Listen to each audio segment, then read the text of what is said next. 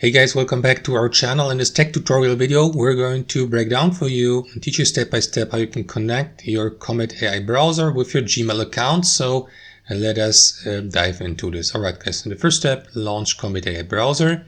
And in the next step, make sure that you're logged in with your Perplexity account.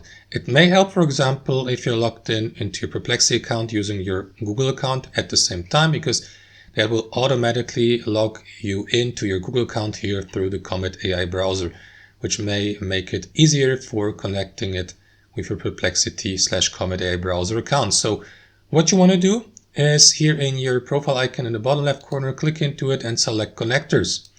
After that, you will see a list of available connectors here you may use to connect with your Perplexity AI/Comet AI browser account. So select Gmail by clicking into enable here to the right and click into add connector. After that, select your associated Gmail or Google account. If you don't see it here, guys, simply click into use another account, log into your associated Gmail account or Google and follow the instructions afterwards. Give it the permission to give your Gmail account the permission to connect you with Perplexity connector. Click into continue. Set the permissions here, for example. So you may go with select all, for example. It depends pretty much on your decision.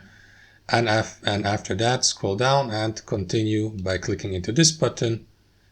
And that's it. After that, your Gmail account, including the calendar, will be connected with your account here on Perplexity, so that Perplexity may see, for instance, relevant entries in your calendar or I don't know, notify you of new emails via Gmail and so on and so forth, guys.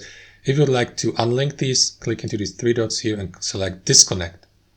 And that's it. That's how it works. Hope you enjoyed this video, got some real value from it, and we'll see you next time on our channel.